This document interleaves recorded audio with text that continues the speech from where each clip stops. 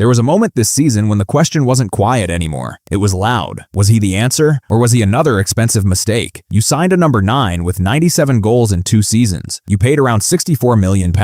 You handed him the responsibility of leading the line for a title-chasing Arsenal side. And then, 8 touches against Liverpool. No shots. Games drifting past him. Week after week, the conversation kept growing. Is he a hit or is he a miss? Is he elite or just average? At one point, he was averaging just 2.15 shots per 90, lower than strikers no one was even comparing him to. This was the same player who had outscored some of Europe's biggest names before arriving. Now he looked isolated, disconnected, lost in the rhythm of the Premier League. And Arsenal fans, some were patient, some were anxious, some were already done. But then something shifted, because while the noise got louder, 2026 arrived, and suddenly, the striker who couldn't score was scoring more than anyone else since the new year began. From doubt to dominance, from being questioned every single week to destroying Arsenal's London rivals in a North London derby masterclass. So what actually changed? And was the criticism ever fair in the first place? The goals weren't coming. And in modern football, when the goals stop, the noise begins. Against Liverpool, he had just 8 touches, no shots, no real impact. For a striker signed to change Arsenal's title trajectory, that wasn't just disappointing, it was alarming. At one point, he was averaging just 2.15 shots per 90 minutes. To put that into perspective, that was lower than Everton's Beto and West Ham's Callum Wilson. This was supposed to be Arsenal's elite number 9, the man who had outscored some of Europe's biggest names before arriving. Now, he wasn't even near the top of the Premier League striker rankings. The narrative flipped quickly. Pundits questioned the recruitment. Some said he looked sluggish outside the box. Others argued he couldn't handle the physical pace of England. There were even suggestions that he needed to lose muscle, that his own body was holding him back. And then came the most dangerous shift of all. The fans. Not all of them, but enough. You could feel the impatience growing. Every missed run magnified. Every quiet game dissected. For some supporters, it wasn't just frustration. It was anxiety. Arsenal were leading the league, but they weren't always playing beautiful football. And when expectations are sky high, the number 9 becomes the easiest target. Because that shirt doesn't forgive. That role doesn't hide. You are judged on goals, nothing else. And by the halfway point of the season, across 25 games in all competitions, he had just 8. For a £64 million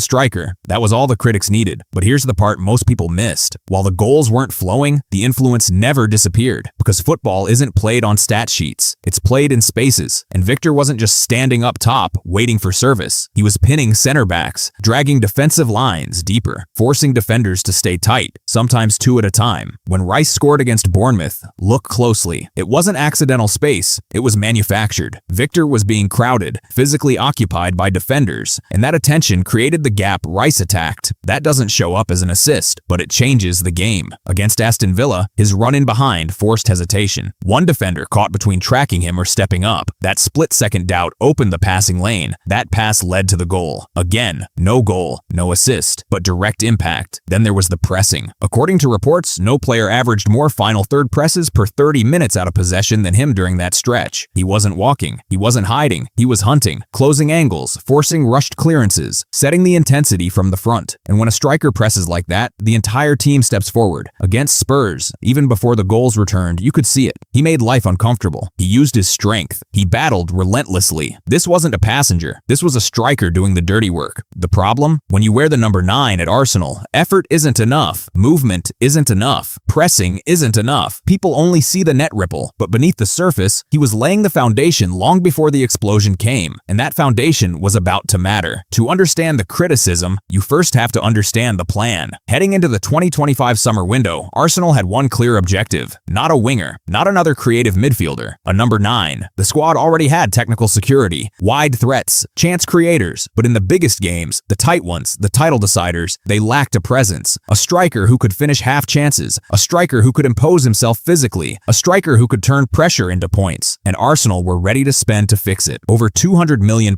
was invested that summer. This wasn't about competing anymore. It was about winning. Early on, Benjamin Šeško was a major target, but when he chose Manchester United, Arsenal pivoted. And that's when the focus shifted to Viktor. Because in Portugal, his numbers weren't just good. They were outrageous. 97 goals in 102 games across 2 seasons. Domestic trophies, European performances, appearances. At one point, the highest goal tally across all European competitions. This wasn't stat padding in meaningless matches either. He scored 12 goals in 17 appearances for Sweden. He delivered in the Champions League. He bullied defenders in transitions. He thrived in the left channels and half spaces. And more importantly, he matched what Arteta wanted tactically. A striker who could pin center backs, attack space aggressively, act as a battering ram in transition, and still finish clinically inside the box. So when Arsenal paid around £64 million, it wasn't panic. It was conviction. They weren't buying just goals. They were buying a profile, a physical reference point, a tactical weapon. But conviction doesn't silence expectation. When you arrive at the Emirates with those numbers and that price tag, you don't get time, you get pressure. And that pressure hit almost immediately. The Premier League doesn't wait for anyone. Not for big reputations, not for price tags, not for 97 goals in Portugal. From his very first league start, the warning signs were there. On his Premier League debut against Manchester United, he lasted just 60 minutes. No shots, no chances created, just 4 completed passes before being substituted. It wasn't disastrous, but it wasn't convincing either. He did score a brace against Leeds in August, and for a moment it looked like he might settle quickly. But as the season progressed, the pattern became clear. Against Liverpool, against Manchester City, against Newcastle, full 90 minutes, no goals. In the biggest games, when Arsenal needed authority up front, he couldn't deliver. By the halfway point of the season, across 25 appearances in all competitions, he had just 8 goals. For a £64 million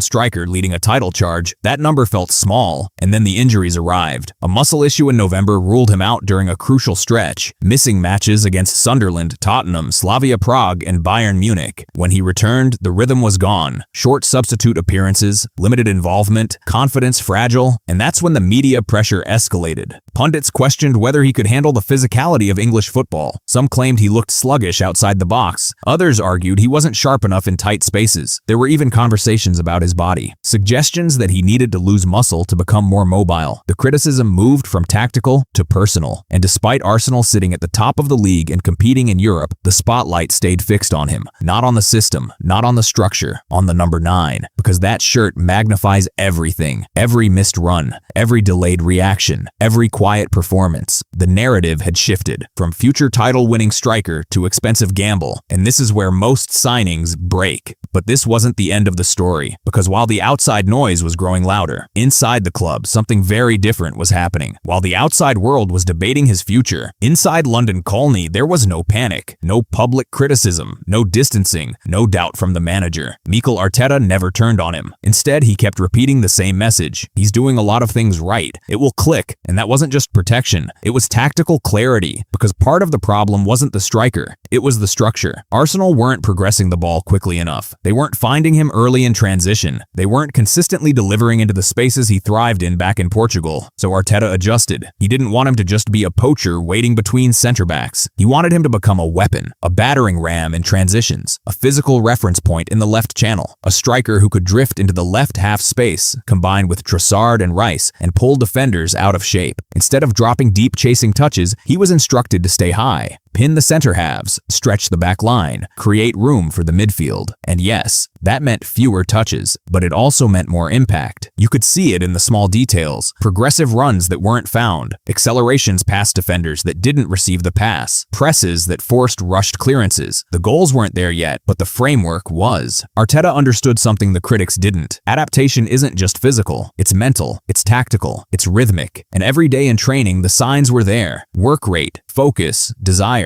And once confidence returns for a striker, the goals don't trickle in, they flood. When the calendar turned to 2026, something changed. Not overnight, but unmistakably. The Premier League pace finally started feeling natural to him. The hesitation that had slowed his early season movements began to disappear. The chemistry with Arsenal's midfield improved. Passes arrived slightly earlier. Runs were timed better. And then the goals returned. People remember the criticism, but they forget how quickly the transformation happened. By late February 2026, he had already reached 8 goals across all competitions since the new year began. In the league alone, there was a period where he scored 5 goals in 5 matches. The narrative collapsed almost as fast as it was built. His total numbers climbed to 15 goals and 2 assists, And interestingly, that meant he had already matched Arsenal's top scorer from the previous season. The debates about whether Havertz or Jesus should start ahead of him disappeared, because now Arsenal had their focal point. Against Sunderland, he came off the bench and scored twice in a 3-0 win. Sharp, confident, clinical. There were signs even before the new year. Against Atletico Madrid, he delivered a brace that hinted the rhythm was returning, but now it was consistent. Champions League goal